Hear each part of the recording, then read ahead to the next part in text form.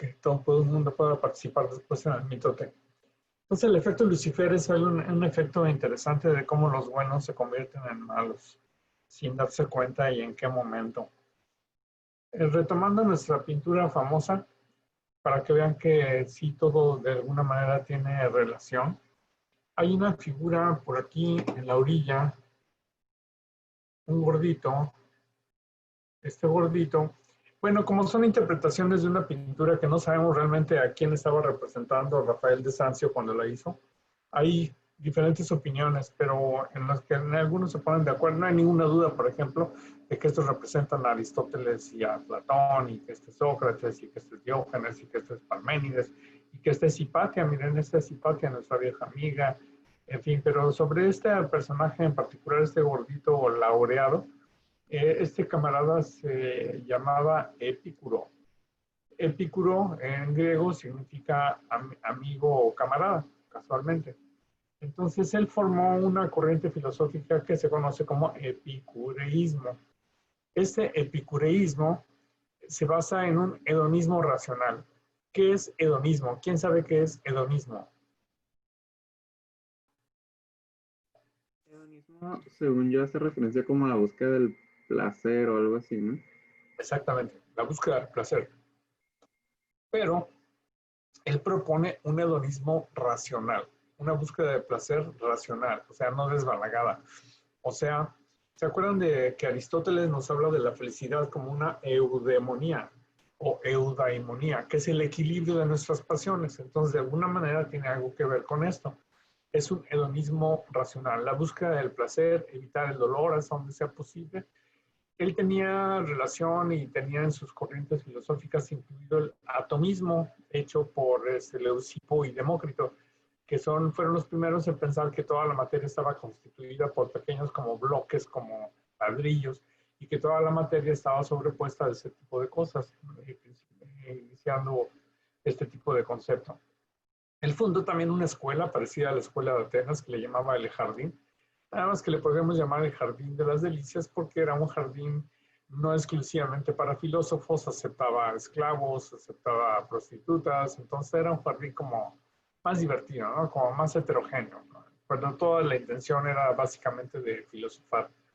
Él decía que la muerte es una quimera porque él decía que la muerte es algo que no existe, porque cuando la muerte existe yo ya no existo, y si yo existo no existe la muerte. Entonces era una expresión que le hizo más o menos práctica. Entonces él decía, hay que reír al mismo tiempo que filosofar. En otras palabras, el chiste es divertirse. Si no nos divertimos con lo que hacemos, olvídenlo, no vale la pena lo que estamos haciendo.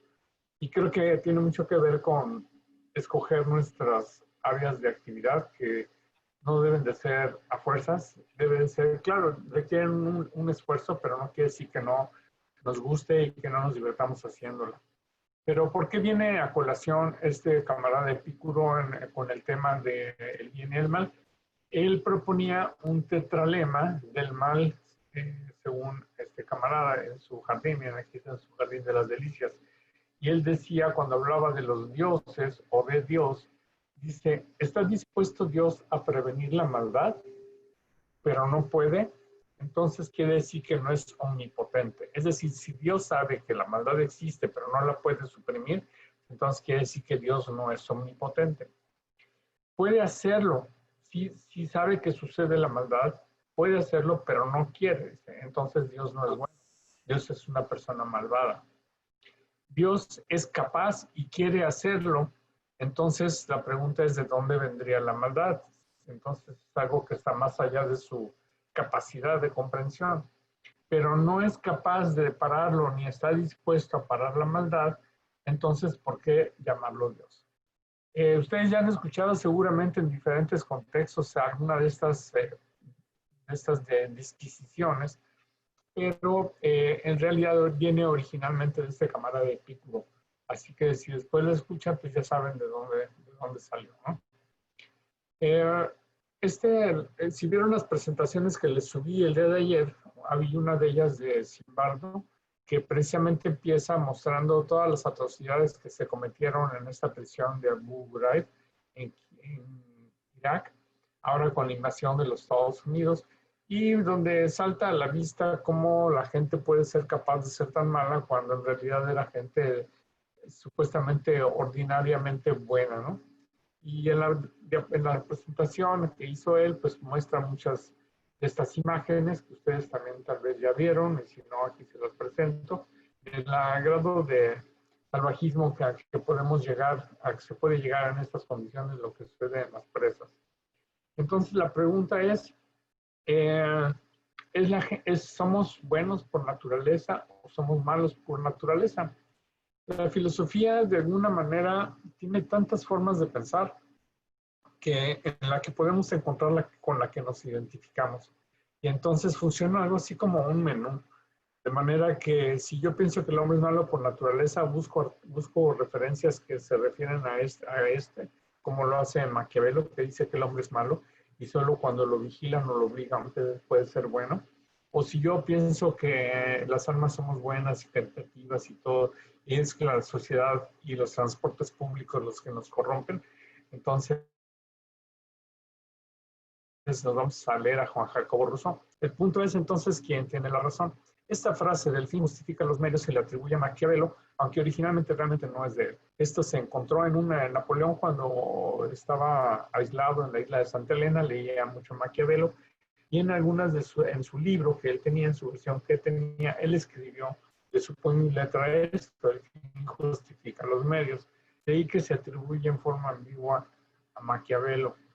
Entonces, lo que hace este Zimbardo es hacer este experimento que a todos pues, nos llama la atención. Ya vimos que cuando se desarrolló todo este experimento, apenas habían pasado 6 días y aparece Cristina Masda, que era una de sus alumnas, y es el que lo hizo recapacitar de que estaba saliéndose totalmente de un contexto humanitario, ¿no? Entonces le llamó la atención, él recapacitó, y finalmente lo canceló. Me imagino que a pesar de él, porque yo creo que el ego tiene mucho que ver en este tipo de desarrollo de investigaciones, y el investigador no quiere dar su brazo a torcer y no quiere renunciar cuando ve que algo no funciona.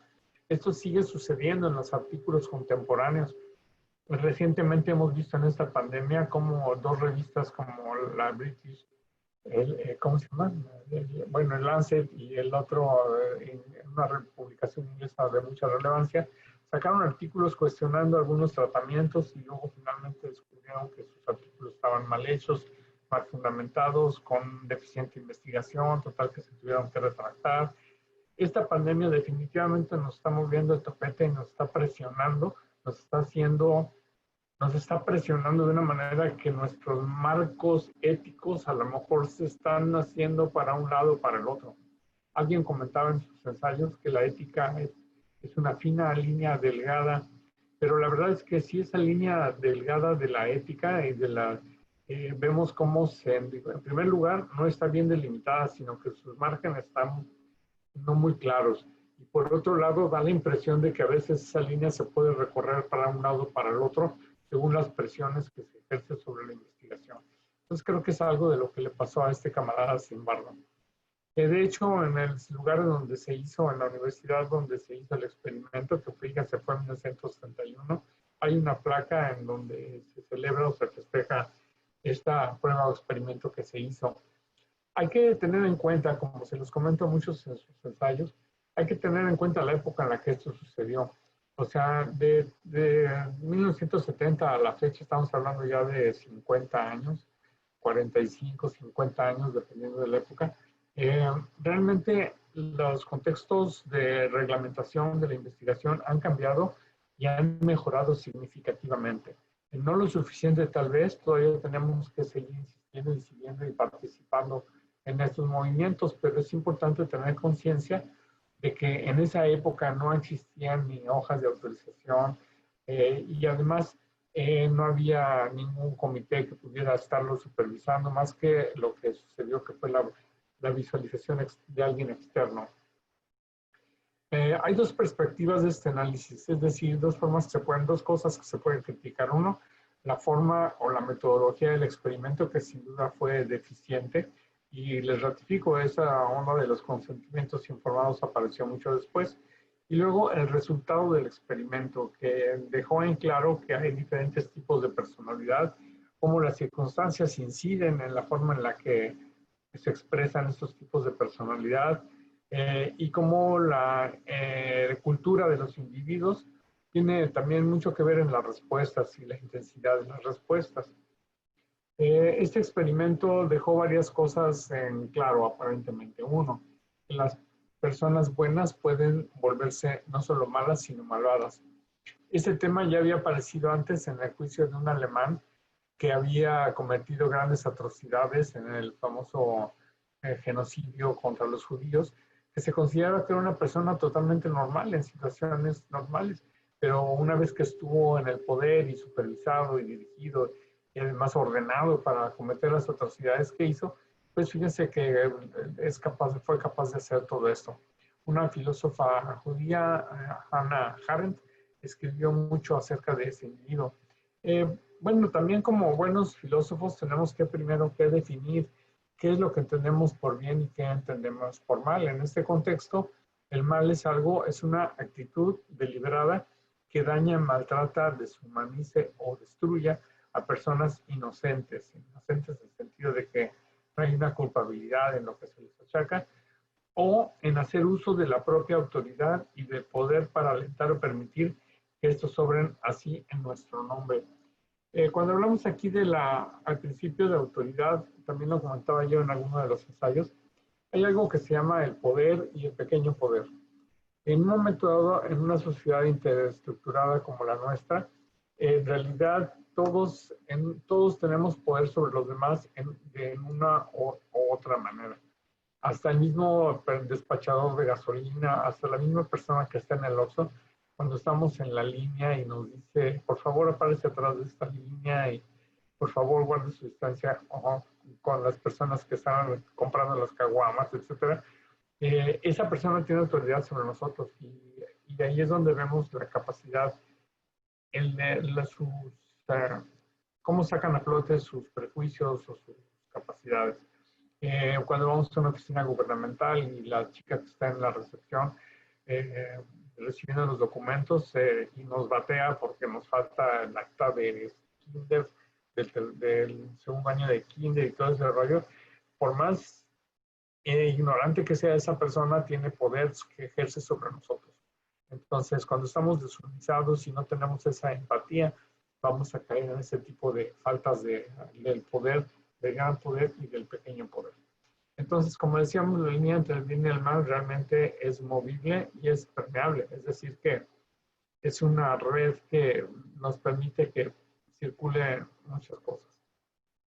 Otra cosa que sale a colación con el experimento es cómo la autoridad, influye en las personas para actuar aún en contextos desfavorables, dañando a las personas. Esto es lo que él llamó el poder del sistema. Esto incluye lo que conocemos como la pendiente resbaladiza. Es decir, como decimos que vamos a hacer algo, pero no es tan malo, es algo pequeñito, es como, no pasa nada, y poco a poco empezamos a incrementar este tipo de actitudes que terminan llevándonos a una situación desastrosa. A esto le llamamos la pendiente resbaladiza, y es un concepto que se utiliza mucho en cuestiones de bioética.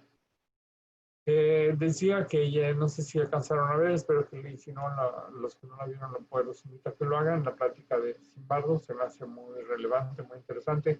Él dice que él viene de un medio de Nueva York, el Bronx, que es uno de los medios más agresivos, más intensos, y que demuestra cómo una persona que lo intenta puede salir de ese medio y no ser una persona malvada como otros compañeros de su colonia, de su barrio, como quien dice, lo lograron. Entonces es algo que él nos señala. También el comentario de Sapolsky, el video de Sapolsky que les puse, es un video muy interesante y nos habla cómo a nuestros actos tiene que ver desde nuestra situación que estamos viviendo en ese momento, como nuestros antecedentes, nuestro pasado inmediato, nuestro pasado ancestral, nuestra anatomía, cómo todo influye en nuestras decisiones y cómo puede ser modificado por esto. Se habla también del experimento Milgram, algunos lo mencionaron en sus ensayos, y con este experimento consistía en aplicar una corriente eléctrica a alguien que estaba en otra sala, en la que estaba un actor que no recibía los choques eléctricos, pero simulaba que sí. Y entonces la persona que daba los choques eléctricos se las dirigía a una persona con autoridad y era la que le decía, pues hay que subirle y subirle y subirle. Y entonces el ejecutor, pues como decía, bueno, pues me lo están ordenando, entonces tengo que hacerlo, ¿no? Esto demuestra pues el efecto del poder sobre la moral y cómo puede ser esta desplazable. Lo que también debe de quedarnos claro es que la ética desafortunadamente va un paso atrás de la ciencia. Cuando analizamos si un experimento se puede o no se debe de hacer, muchas veces es porque ya sucedió, como pasó en el caso del Lombardo, de Zimbardo. Entonces, ese es un problema.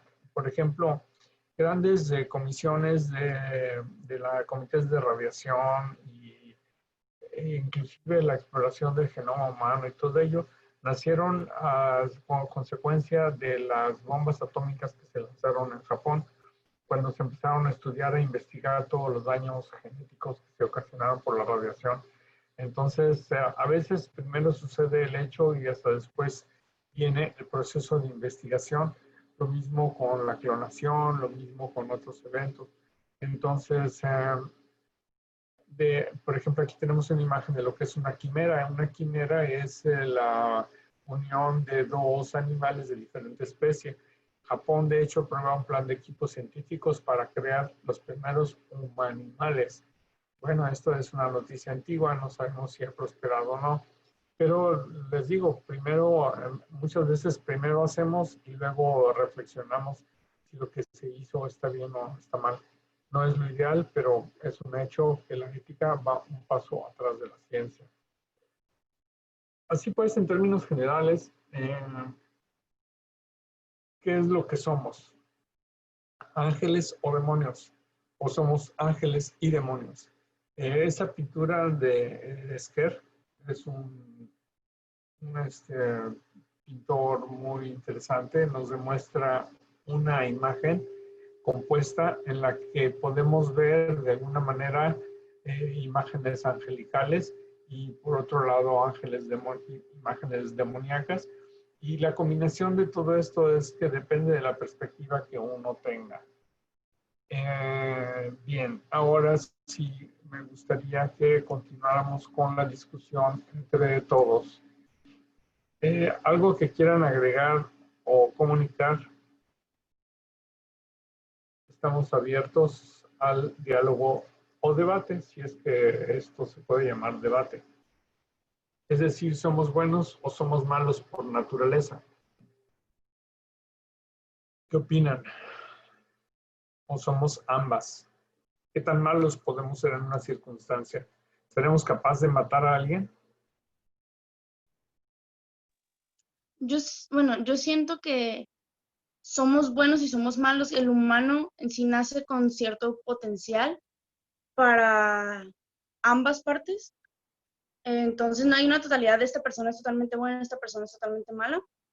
Y siento que ya una vez que vi el video, no sé si el primero o el segundo, de los que mandó, sí me puse a pensar en que todo el contexto, tanto genético, epigenético, lo que está viendo la persona, todas las experiencias hacen que ese individuo vire hacia la bondad o hacia la maldad, inclusive no en su vida en general, sino en ciertos momentos.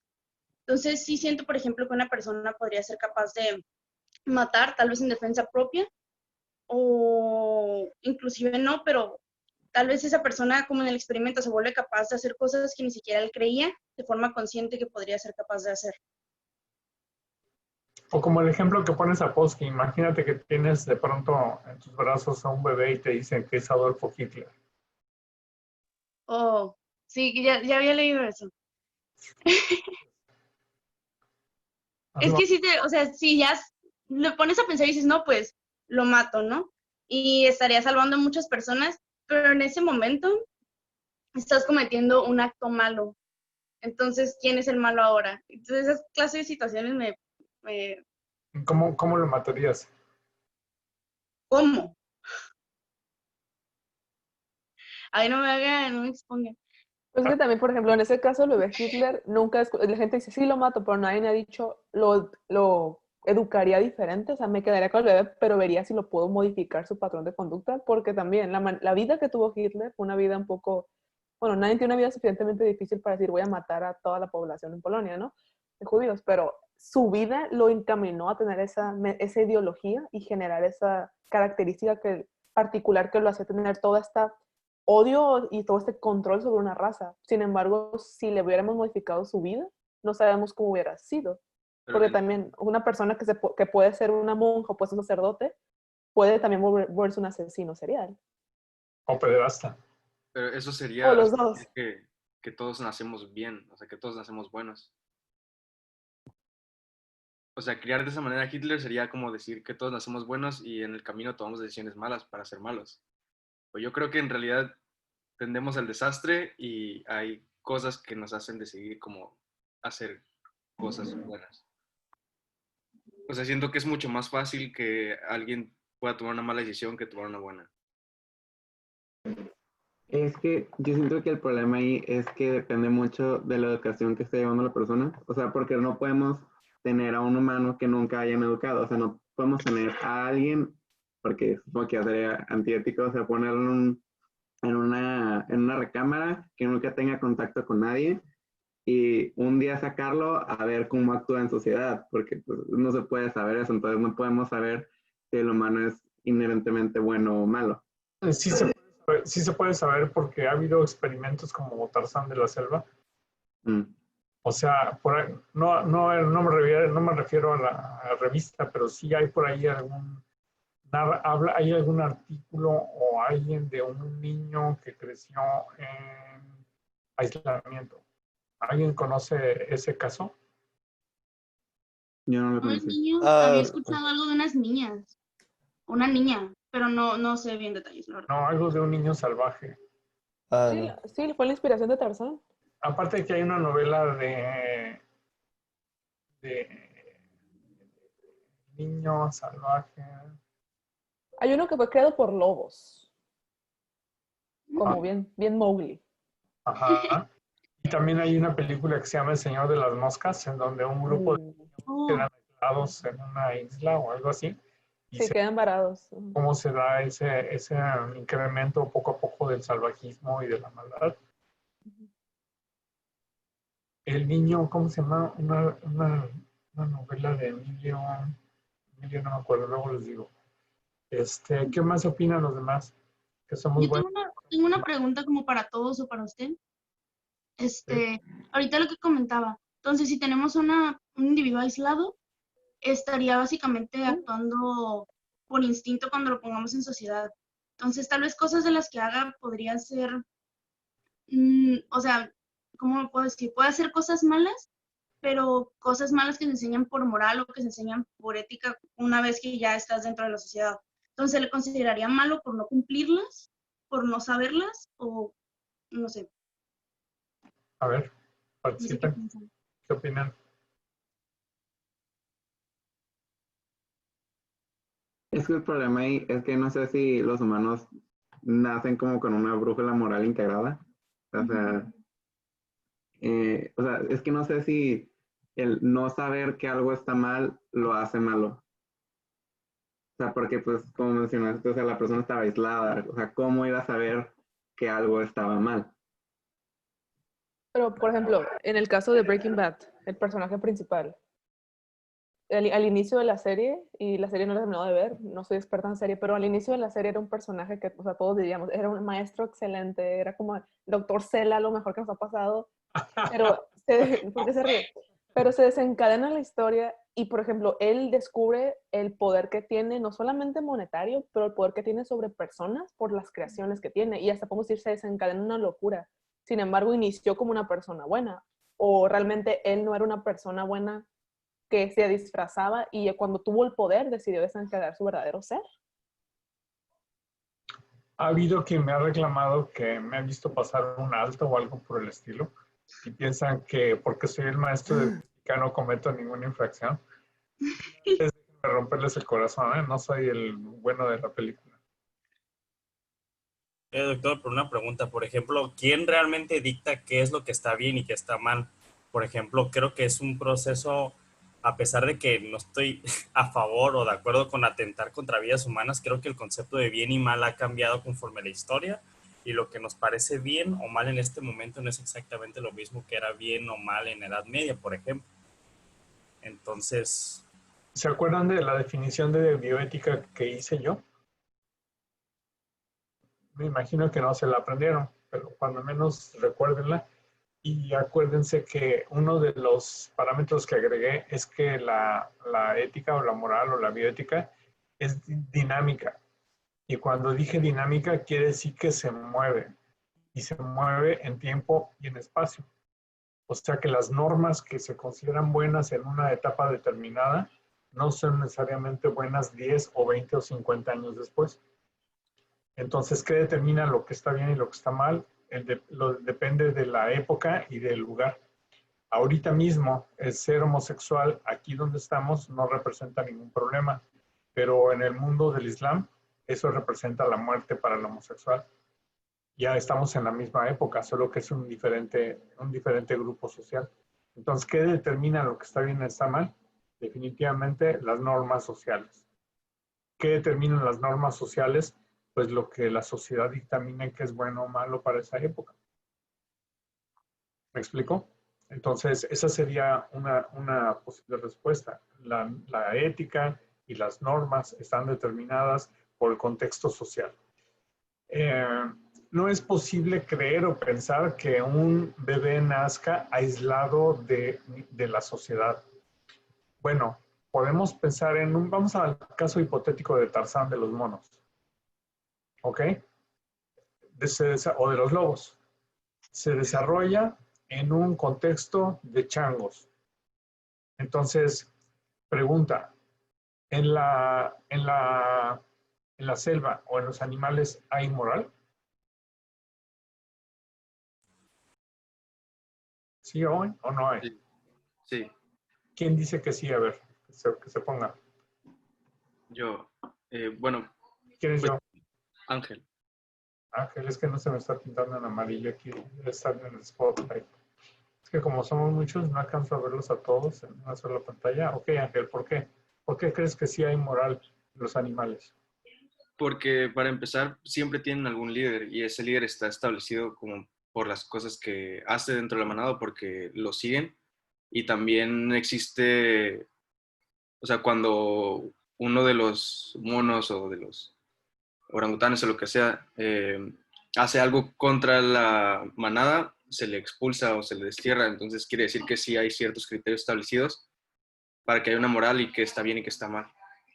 ¿Pero eso sería moral o autoridad?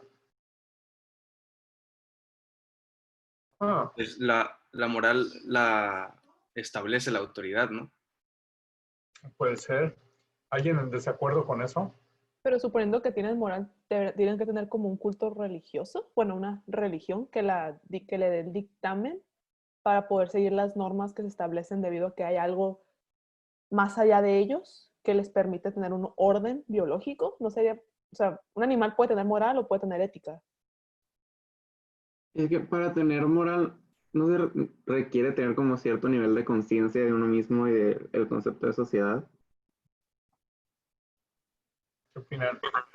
¿No implica ya ahí lo que es el razonamiento? Quiero creer. O sea, la pregunta es, ¿un animal tiene ética o tiene moral? A lo mejor vamos a utilizar como sinónimos moral y ética, tomando en cuenta que la raíz es la misma, ¿no? La moral no necesariamente, aunque nosotros la ligamos a la religión, como dice Carla, podría ser no religiosa. ¿Qué es lo que en un chango, en un chimpancé, determina qué es bueno y qué es malo? La supervivencia, o sea, bueno, es que no sé hasta qué punto llega su raciocinio como para separarlo entre acciones que le permiten sobrevivir y acciones que tal vez ya se consideran como razonadas. Pero Pues siento que es más supervivencia. Como Lo no. que le, El dolor, lo que le hace daño, el dolor, y lo que dolor. no le provoca dolor, lo que le hace daño y lo que no le hace daño, eso es lo que identifica como bueno o malo. exactamente. La búsqueda del placer, o sea, de lo que les hace bien y de lo que les hace mal como changos.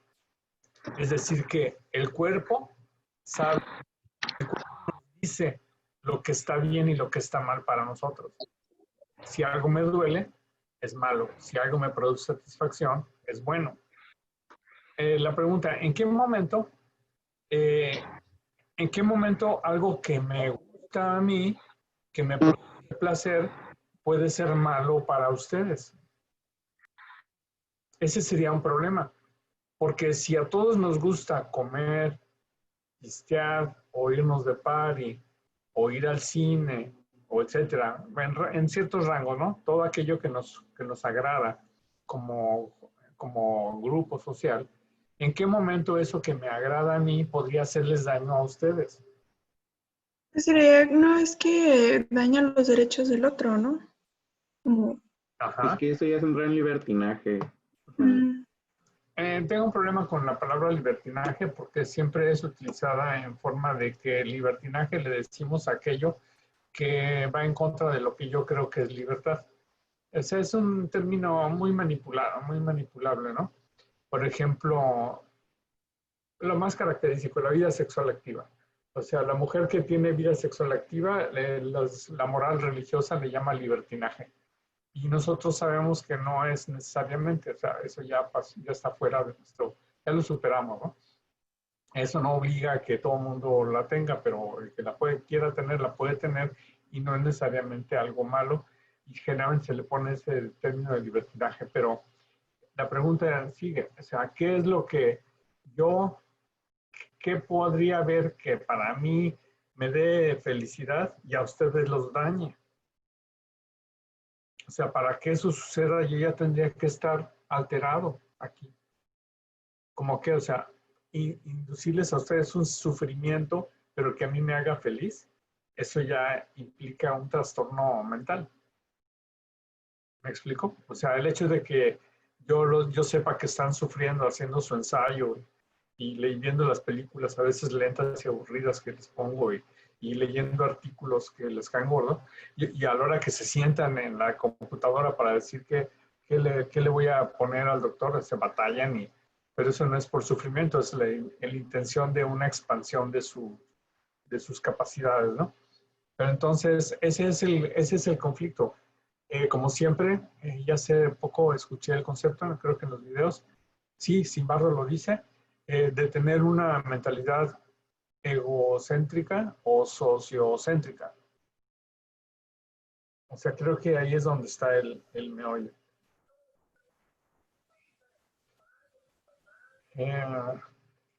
¿Qué más preguntas quedan volando? Platícame.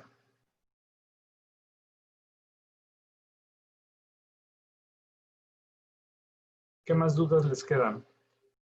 Yo no creo que seamos ni buenos ni malos, efectivamente. Yo creo que el contexto educacional tiene todo que ver, igual que ustedes piensan. Creo que hay filosofía para todos y esa filosofía incluye lo que decidamos escoger. ¿Algunas otras dudas o comentarios que tengan? Pero, por ejemplo, en el caso de un psicópata que tienen características consideradas malas desde que son pequeños. O sea, que inician con torturando animales, que inician luego torturando personas, que luego terminan matando gente. ¿Esas personas nacen siendo malas? O sea, ahí... Entonces hay gente que puede... Si nace alguien siendo malo completamente, como se ha demostrado que los psicópatas tienen modificaciones en su cerebro y tienen, por ende, tienen modificaciones en su conducta, etcétera, etcétera, significa que hay gente que nace completamente buena. ¿Puedo opinar de eso? Yo también quiero opinar en eso. Destrúyanme, por favor. Vamos, vamos. Venga. Ok, o sea, yo, pues me gusta ver como por qué se hicieron psicópatas y esos programas. Y para mí, o sea, no para mí, o sea, para los estudios que han hecho, se supone que sí depende mucho tu educación, por ejemplo, de Charlie Manson y eso, o sea, depende mucho la mamá, o sea, como el contexto en el que estuvieron, o sea, como la mayoría del tiempo fueron maltratados o fueron abusados. Y obviamente, según yo, sí hay como una parte como en el cerebro o algo así que sí puede modificar en psicópatas, pero también tiene mucho que ver como el ambiente en el que vivió para potencializar eso. Porque también puede tener hermanos que no son psicópatas, pero como que en él hubo como más factores que hicieron que se externara esas actitudes de, pues, de psycho. Claro, que conocemos como la genética y la epigenética. Sabemos que hay enfermedades mentales que se transmiten genéticamente, pero no todas se activan. ¿Y de qué depende si se activan? Del contexto o del medio. Eso lo mencionó Sapolsky en su video del día de ayer. Y es muy terrible, pero me duele mucho pensar lo siguiente. Yo los tengo aquí en una pantalla, como todos, muy amigos, muy compañeros, etcétera. A lo mejor se quieren, no se quieren, etcétera. Pero podríamos pensar que uno de ustedes fuera capaz de matar a otro con la hazaña que lo hicieron con la chica de Neida. Es terrible pensar eso. O sea, gente que aparentemente es normal, gente que no tenía, que iba bien en la escuela, o sea, el otro chico que les presenté, o sea, ¿qué onda? O sea, ¿qué puede trastornarnos de tal manera que cambie nuestra forma de ver y entender el mundo que seamos capaces de hacer semejante cosa? Y ya no estoy hablando de Hitler, no estoy hablando de ninguna situación extemporánea, estoy hablando de algo que pasó hace unos cuantos años. O sea, fíjense nada más el grado de complejidad de este fenómeno. O sea, de cómo nosotros que podemos ser aparentemente tan sanos y tan normales, en determinada situación nos pueden mover el tapete tanto que se dispare una actitud como esta. Es verdaderamente inconcebible. Y claro, abre todo a este tipo de debate en el que estamos. Somos capaces de cualquier cosa, todos, creo yo. Todo depende de las circunstancias, por más sanos que parezcan, y el doctor Cela es capaz de pasarse un alto. El fin justifica los medios, ¿no? Ay, qué difícil, qué difícil. En teoría no debería. Pero ya que cometes la mala acción es cuando te cuestionas tantas cosas, ¿no? Cuando te pasas el alto. Pero también si se pasó el alto para salvar a una viejita que estaba cruzando o algo. Es que también depende del contexto. Si te pasas el alto a las 4 de la mañana, que vas de regreso de atender una emergencia, pues dice uno, bueno, ¿quién soy yo para estar parado aquí frente a esta herramienta que tiene un foco rojo, cuando no hay nadie alrededor de mí, cuando además me expongo a que me asalten si me detengo, como en la Ciudad de México, en la que dices, aquí ya no se respetan los altos después de las 2 de la mañana porque te expones, ¿verdad? Entonces, ahí tenemos cómo la línea de lo permisible y lo no permisible se recorre según el contexto. Es interesante, pero para eso necesitamos estar reflexionando continuamente, que es la idea de este tipo de textos y este tipo de pláticas. Ustedes se van a enfrentar a esto cuando hablemos de eutanasia, cuando hablemos de interrupción temprana del embarazo, etcétera. Entonces, hay que tener en cuenta todo esto para la elaboración de nuestras reflexiones y por lo tanto de nuestros textos. ¿Algo más que quieran agregar, chicos? El siguiente tema es objeción de conciencia y, si no me equivoco, consentimiento informado. La película es de Mel Gibson, que me cae muy gordo, pero la película y el tema de su película, que también me incomoda un poco por ser religiosa, lo acepto y lo vamos a ver, porque representa una situación muy interesante que es la objeción de conciencia. Va a ser algo que una herramienta que ustedes pueden necesitar en su desarrollo profesional, como de internos, como de pasantes, como de médicos de una institución, que les obliga a hacer algo que va en contra de sus preceptos morales, pero siempre y cuando se cumpla con ciertas condiciones y requisitos, que son lo que ustedes van a aprender en este texto. La objeción de conciencia no puede ser colectiva, porque ya entonces ya se considera una rebelión. En fin, todo eso lo van a aprender en el siguiente texto. Entonces, si no tienen nada que agregar, nos vemos el miércoles y sigan reflexionando y sigan disfrutando sus vacaciones. ¿Vale? Gracias, Doc. Muchas gracias, doctor. Que tenga muy bonito día. Nos vemos entonces. Bye. Más Gracias. segunda página que no tengo tanto a la vista. Creo que la me aparezcan, ¿ok? Para la siguiente ya les voy a preguntar a todos. Ok, Buen día, hasta luego. Vale, chicos. chao. Bye. Bye, gracias.